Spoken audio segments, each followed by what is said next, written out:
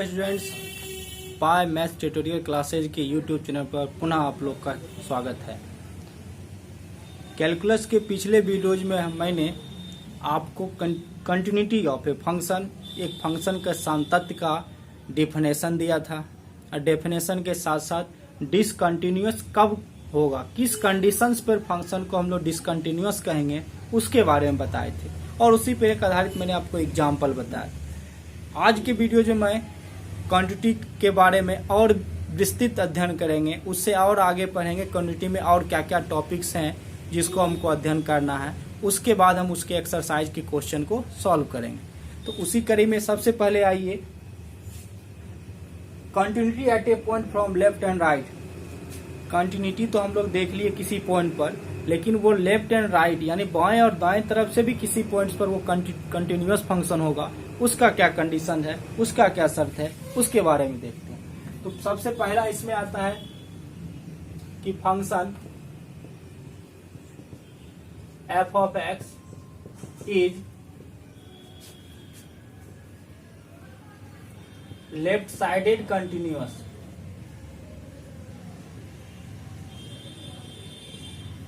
यानी function left side से क्या होगा, कंटिन्यूअस कहलाएगा, left sided continuous at point x equal to a if limit x tends to a minus 0 f of x equal to f a।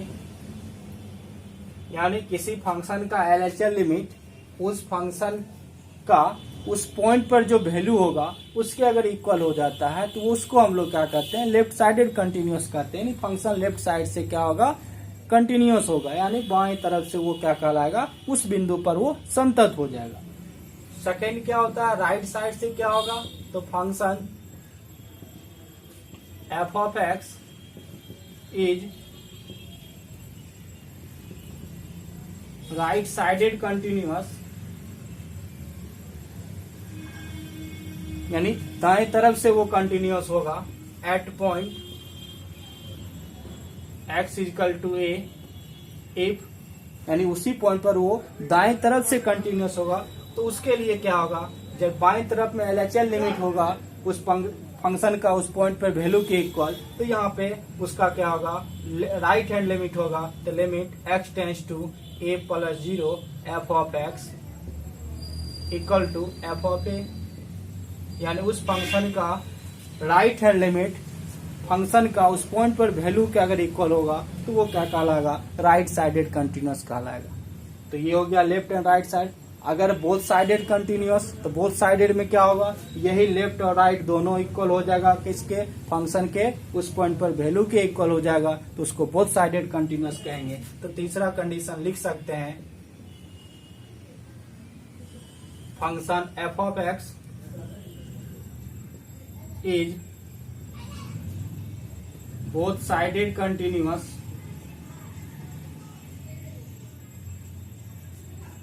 at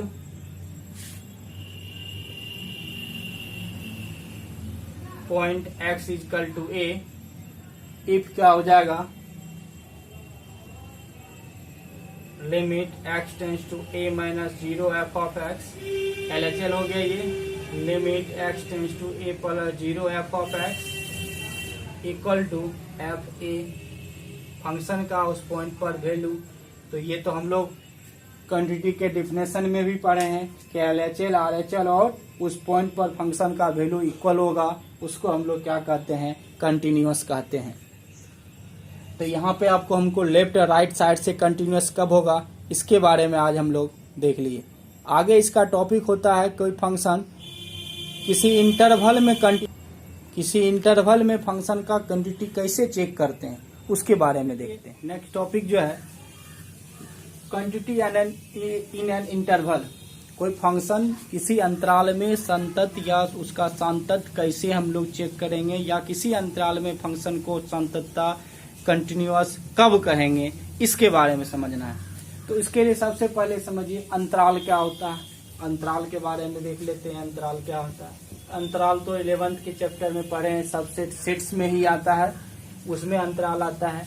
उसमें एक close interval होता है, एक ओपन इंटरवल होता है, एक क्लोज ओपन होता है और फिर ओपन क्लोज होता है। ये 4 इंटरवल्स हैं। उसमें इसी इंटरवल में क्या होगा, ये इंटरवल जो लिखते हैं इसको क्लोज कहते हैं। क्लोज का अर्थ हुआ कि ए और बी के बीच का जो पॉइंट्स होगा वो तो इसमें आएगा ही, साथ ही साथ ए और बी दोनों क्या होगा उसमें इंक्लूड हो जाएगा। जबकि ओपन इंटरवल जो होता है उसका मीनिंग होता है कि इसमें all points, set of all points between A and B, A और बी के बीच का ही ऑल पॉइंट्स इसमें होगा। इसमें ना ए और ना बी दोनों इंक्लूड नहीं होगा, एक्सक्लूड होगा यहाँ भी। और यहाँ पे क्या है, all points of A and B, all points between A and B तो होगा ही, but A and B both are included, यानी ए और बी दोनों इसमें क्या होगा, इंक्लूड होगा। और क्लोज्ड ओपन का मीनिंग होगा जैसे जिस साइड क्लोज देख रहे हैं, लेफ्ट साइड से क्लोज है, राइट साइड से वो क्या है, ओपन है। तो यहाँ पे क्या होगा, set of all points of between A and b, but a is included and b is excluded, यानी इसमें ए इंक्लूड होगा और बी क्या होगा, एक्सक्लूड होगा। और फोर्थ उसका इंटरवल्स आता है ओपन क्लोज इंटरवल, यानी ये लेफ्ट साइड से ओपन है, राइट साइड से क्लोज्ड है, तो इसको कहेंगे set of all points between A and b where a is excluded and b is included, जहाँ ए क्या होगा, शामिल नहीं होगा और बी उसमें क्या होगा, शामिल होगा। तो ये इंटरवल्स था, ये पिछले 11th में आप लोग पढ़े हुएगा। तो अभी हमको ये है कि इंटरवल्स में हम लोग जो दिखाते हैं क्वांटिटी वो किस इंटरवल में, तो वो क्लोज इंटरवल में कंटिन्यूअस होता है। तो क्लोज इंटरवल में कंटिन्यूअस का क्या कंडीशन है, तो वही है let f of x be a function then of f x continuous in an interval. कौन सा इंटरवल है, क्लोज इंटरवल ए बी। वो कब होगा, तो उसमें समझिए ये इंटरवल्स का जो हम लोग पॉइंट देते हैं उसमें इसको हम लोग कहते हैं लोअर लिमिट, और जो सेकेंड पॉइंट होगा उसको कहते हैं अपर लिमिट। निम्न सीमा हो गया लोअर लिमिट, अपर लिमिट क्या हो गया, उच्च सीमा हो गया। तो यहाँ पे क्या होगा, कंटिन्यूटी जो फंक्शन इंटरवल में होगा, तो जो लोअर लिमिट दिया रहेगा वो लोअर लिमिट इस बाउंडेड है कि ए और बी के बीच का पॉइंट होगा। ए से तो छोटा पॉइंट इसमें आएगा नहीं, या ना बी से बड़ा आएगा, लेकिन ए और बी के बीच के पॉइंट में ए पॉइंट पर जो आएगा तो वो लोअर लिमिट है। तो उससे हम लोग क्या करते हैं, ये समझ लेना है नंबर लाइन पे, ये ए और ये बी होगा। तो इस ए बॉन्डेड है, बी बॉन्डेड है, इसके बीच का पॉइंट्स होगा ए और बी होगा, ना ए के इधर का पॉइंट्स कुछ आएगा इंटरवल में, ना बी के बाहर का पॉइंट्स आएगा। तो जब ही आएगा तो हमको इस ये जो लोअर लिमिट ए पर है इस पे जो हम लोग लिमिट क्वांटिटी चेक करेंगे वो कहाँ पे करेंगे, तो उसका सिर्फ RHL करेंगे, क्योंकि ए से छोटा के लिए फंक्शन वहाँ डिफाइंड नहीं होगा। तो वहां पे हम लोग क्या करना है, RHL लिमिट निकालना है, और वो राइट साइडेड से क्या होगा, कंटिन्यूअस हो जाएगा। किस पॉइंट पर, लोअर लिमिट पे, ए पे हो जाएगा। और जो अपर लिमिट पॉइंट है उसमें ध्यान रहे कि बी से बाहर का पॉइंट, बड़ा से पॉइंट पर तो फंक्शन आएगा नहीं डिफाइंड, तो वह जब इंटरवल में डिफाइंड है तो वह उस इंटरवल में हम लोग क्या करेंगे, बी का जो अपर लिमिट दिया हुआ है इंटरवल्स का, उस पे हमको लेफ्ट साइडेड कंटिन्यूअस चेक करना है। किस पॉइंट पर, बी पर। तो इसी को हम लोग कंडीशंस में देखते हैं कैसे लिखेंगे। तो ये हो गया, let f of x be a function then f of x is continuous in an interval, close में है a b, if f x is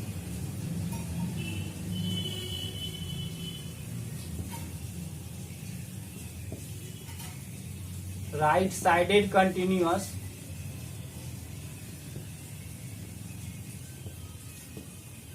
eight x equal to a, right side से कंटिन्यूअस होगा किस point पर, x equal to ए पर। Date is हम लोग ये भी कह सकते हैं इसको, ये limit x tends to a है ना, lower limit a plus 0 f of x equal to क्या होगा, एफ ऑफ ए। ये हमको कंडीशन दिखाना है कि लोअर लिमिट पर वो राइट साइडेड कंटिन्यूअस होगा। सेकेंड आ जाएगा कि f of x is left sided continuous at x equal to b, b upper limit पर वो लेफ्ट साइड से कंटिन्यूअस होगा। डेट इज इसको हम लोग लिख सकते हैं limit x tends to b minus 0 f of x equal to f b. ये कंडीशन हो गया। अब तो ये हो गया, ये तो लोअर लिमिट अपर लिमिट पे चेक किए। लेकिन ए और बी के बीच ऑल भी पॉइंट्स है ना, इसके बीच बहुत सारा पॉइंट्स है, उस पे क्या होगा, तो वहां तीसरा कंडीशन ये हो जाएगा, लेफ्ट राइट हो गया। थर्ड में क्या होगा, f of x is both sided continuous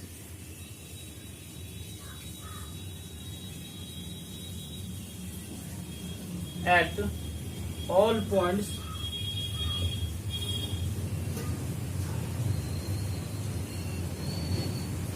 between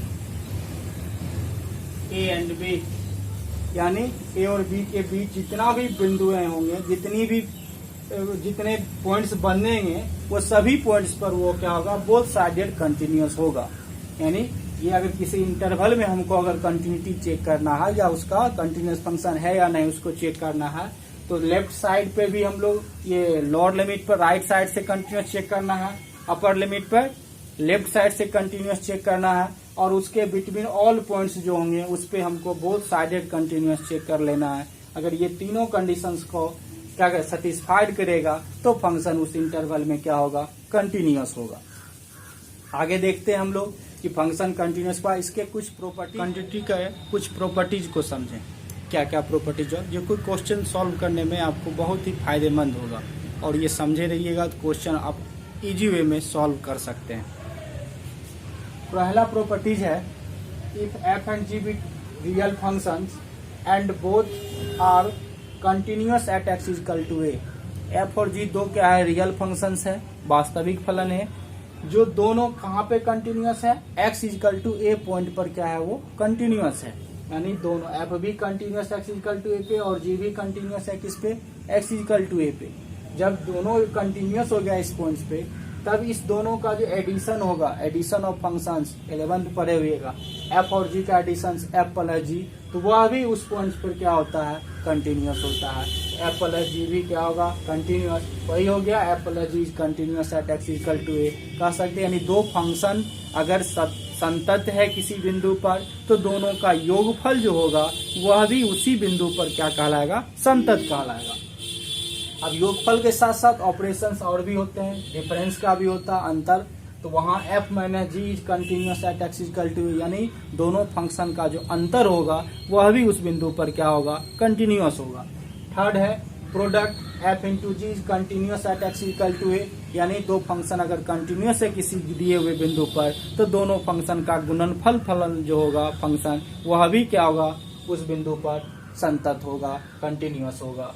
उसके बाद है डिवाइड का भी, यदि एफ और जी दो फंक्शंस किसी बिंदु पर कंटिन्यूअस होगा, तो F upon G is continuous at x equal to A, यानी तो एफ और जी का जो डिवाइड होगा, डिवाइड फंक्शन जो होगा वह भी क्या होगा, उस बिंदु पर कंटिन्यूअस होगा। लेकिन इसमें शर्त क्या है कि जी जो डिनोमिनेटर का जो फंक्शन होगा वो उस पॉइंट पर उसका वैल्यू कभी भी जीरो नहीं होगा, अर्थात G of A does not equal to क्या होगा, जीरो। यानी अगर रेशनल फंक्शन ये बन गया तो डिनोमिनेटर में जी आ रहा और ये जी डिनोमिनेटर में आ रहा, तो जी फंक्शन तो कंटिन्यूअस है, लेकिन वो फंक्शन कंटिन्यूअस आ रहा है भी कंटिन्यूअस एक्स इक्वल टू ए पे, लेकिन ये कंडीशन होना चाहिए कि जी ऑफ ए कभी भी वो जीरो नहीं होना चाहिए। अगर वो जीरो हो जाएगा तो एफ अपॉन जी जो फंक्शन है वो डिफाइंड नहीं होगा, अर्थात उसका डिवाइड ही जब डिफाइंड नहीं होगा फिर अब उसको हम कंटिन्यूअस कैसे निकालेंगे, क्योंकि डिसकंटिन्यूअस कंडीशन ये भी बताएं कि फंक्शन जब डिफाइंड होगा उस पॉइंट्स पर तभी उसका हम लोग कंटिन्यूअस निकाल सकते हैं या कंटिन्यूअस साबित कर सकते हैं।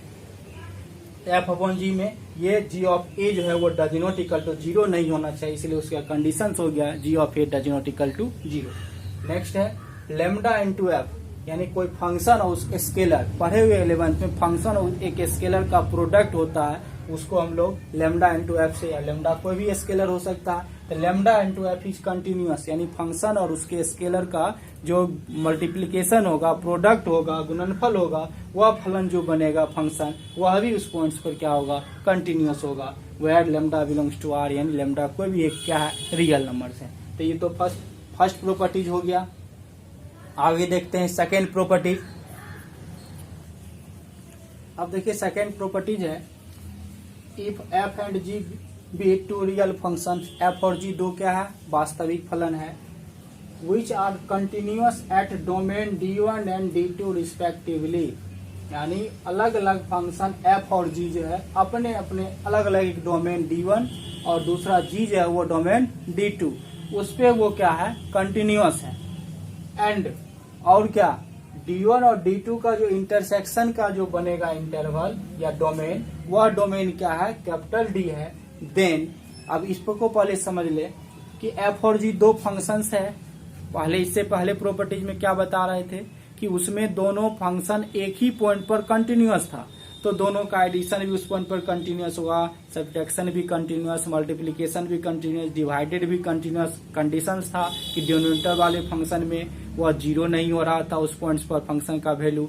और फिफ्थ क्या था कि फंक्शन और उसका एक स्केलर का प्रोडक्ट वह भी उस पॉइंट पर क्या होगा, कंटिन्यूअस होगा।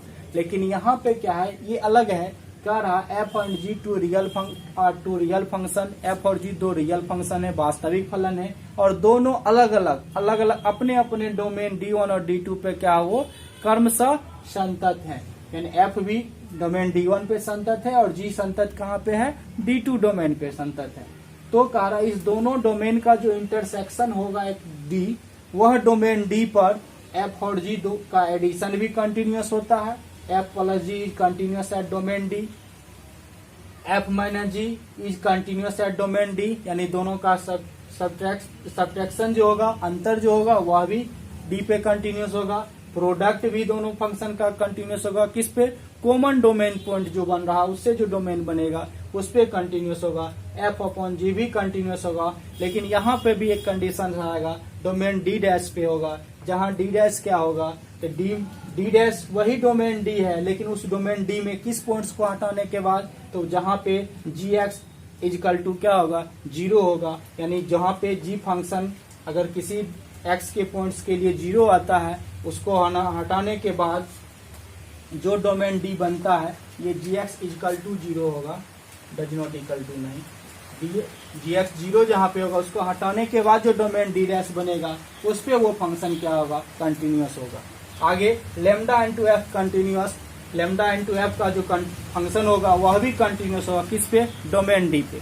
अब ये डोमेन D मतलब है यदि मान ले एफ और जी के डोमेन D1 D2 में बहुत सा पॉइंट्स है जिसपे वो अलग अलग क्या है, कंटिन्यूअस है, तो दोनों में मान लिए D1 में मान लेते हैं कि D1 में जो है 1 2 3 पॉइंट्स है जिसपे वो कंटिन्यूअस है, ये पॉइंट्स है, और D2 में जो है वो मान लेते हैं 2 3 और 5 पॉइंट्स है।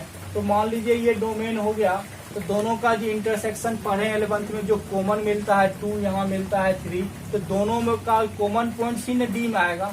तो जब पहला फंक्शन एफ भी ये 1 2 3 पे भी कंटिन्यूअस है, फंक्शन जी जो 2 3 5 पॉइंट्स पर कंटिन्यूअस है, तो दोनों का जो इंटरसेक्शन 2 3 पॉइंट्स है उस पे एफ और जी दोनों कंटिन्यूअस होगा। तो जैसे ही दोनों कंटिन्यूअस होगा तो इसके पिछले वाला प्रॉपर्टीज पे जब दोनों पॉइंट फंक्शन एक ही पॉइंट पर कंटिन्यूअस हो जाएगा तो दोनों का addition continuous, subtraction continuous, multiplication continuous, product भी कंटिन्यूअस और स्केलर प्रोडक्ट भी क्या होगा, कंटिन्यूअस होगा। तो उसी बेस पे कि यदि दोनों फंक्शन के डोमेन का एक इंटरसेक्शन डोमेन D आता है तो दोनों फंक्शन का एडिशन भी उस इंटरसेक्शन डोमेन पर क्या होगा, इंटरसेक्शन पॉइंट जो होगा डोमेन का उस पर कंटिन्यूस होगा, और दोनों का सब्ट्रैक्ट जो करेंगे सब्ट्रैक्शन वह भी कंटिन्यूस होगा, प्रोडक्ट भी कंटिन्यूस। डिवाइड में भी एक कंडीशन आ जाएगा कि वो जो कॉमन पॉइंट्स का जो डोमेन D बनेगा, लेकिन उसमें क्या होगा तो gx का जो पॉइंट 0 होगा उसको हटाने के बाद जो एक डोमेन D डैश बनता है उस पे वो क्या होगा, कंटिन्यूस होगा। और फंक्शन और लेमडा का जो प्रोडक्ट होगा, स्केलर प्रोडक्ट, वह भी क्या होगा, डोमेन D पे कंटिन्यूस होगा। तो ये दो प्रॉपर्टीज था। आगे नेक्स्ट प्रॉपर्टीज देखते हैं। प्रॉपर्टीज है every polynomial function is continuous function. जितना भी पोलिनोमियल फंक्शन बहुपदीय फलन होते हैं वो सभी बहुपदीय फलन क्या होते हैं, संतत होते हैं। तो एवरी पोलिनोमियल फंक्शन इज क्या होगा, कंटिन्यूअस फंक्शन। नेक्स्ट है every constant function is continuous function. जितने भी अचर फलन है, अचर फलन के टाइप्स में पढ़े हुएगा, polynomial function, constant function, signum function, greatest integer function, वो सब क्वेश्चन आएगा तो उसमें हम आपको थोड़ा थोड़ा हिंट कर देंगे, ये 11th के टॉपिक में आता है। तो वो कांस्टेंट फंक्शन जो होता है वो कांस्टेंट फंक्शन भी क्या होता है, एवरी कांस्टेंट फंक्शन कंटिन्यूअस होगा। जितना भी अचर फलन है वो सब का सब क्या होगा, संतत होगा। उसके बाद है every trigonometric and inverse trigonometric function. त्रिकोणमितीय फलन और व्युत्क्रम त्रिकोणमितीय फलन जो दोनों जो होता है वो सभी कंटिन्यूअस होता है, लेकिन कहाँ पे होगा, वो सिर्फ अपने डोमेन के पॉइंट्स पर कंटिन्यूअस होगा। वही है, every trigonometric function and inverse trigonometric functions are continuous in its domain. सभी त्रिकोणमितीय और प्रतिलोम त्रिकोणमितीय फलन अपने प्रांत बिंदु पर क्या होता है, संतत होता है, कंटिन्यूअस होता है। अब आगे देखते हैं हम, एक कंपोजिट फंक्शन जो होता है वह भी कंटिन्यूअस होता है। अब देखते हैं, if f and g are real function, f और जी दो क्या है, वास्तविक फलन है, सच डेट, और सच डेट क्या है, वो किस टाइप से परिभाषित है, फॉग इज डिफाइंड, यानी एफ और जी दो रियल फंक्शन है और जी और एफ का जो कंपोजिशन फॉग होगा वो डिफाइंड है। ये आप फंक्शन में पढ़े हुएगा कि फॉग और गॉफ क्या होता है, कंपोजिट फंक्शन होता है, संयुक्त फलन होता है।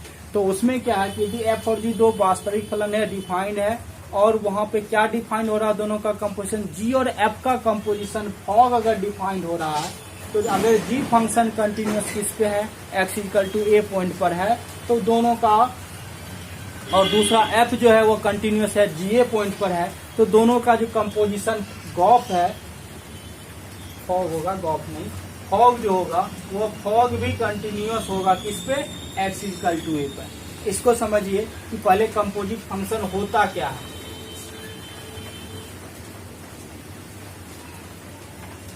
ये देख रहे, ये मान लेते हैं ये फंक्शन जी है और ये फंक्शन एफ है, क्योंकि यहाँ फॉग परिभाषित है तो पहला फंक्शन जी होगा तो सेकंड फंक्शन एफ होगा। फंक्शन में ये सब समझे हुएगा कि फॉग और गॉफ क्या होता है। तो जी फंक्शन है और एफ है, ये एफ और जी का जो कंपोजिट फंक्शन बनेगा ये, उसी को हम लोग क्या कहते हैं, फॉग कहते हैं। तो यहाँ पे है क्या, जी फंक्शन ए पर कंटिन्यूअस है, यानी एक्स डोमेन का पॉइंट एक एक्स इक्वल टू ए है, तो निश्चित रूप से इसका जो यहाँ पर एफ फंक्शन का डोमेन होगा वह तो जी ए हो जाएगा। तो अब function x F G function अगर एक्स इक्वल टू ए पे कंटिन्यूअस है तो निश्चित रूप से एफ तो कंटिन्यूअस जी ए पे होगा, उसके डोमेन पे कंटिन्यूअस होगा, तो उसका डोमेन का पॉइंट तो जी ए हो गया, तो फंक्शन एफ किस पे कंटिन्यूअस होगा, जी ए पे होगा। तब ये दोनों का जो कंपोजिट फंक्शन होगा एफ और जी का फॉग, वो फॉग किस पे कंटिन्यूअस होगा, एक्स इक्वल टू ए पे कंटिन्यूअस होता है। तो ये था कंपोजिट फंक्शन का। अब इस थ्योरम से हम लोग प्रॉपर्टीज से ये भी बोल सकते हैं कि जो भी कंपोजिट फंक्शन होता है वह भी क्या होता है, कंटिन्यूअस होता है। तो नेक्स्ट देख लीजिए प्रॉपर्टी।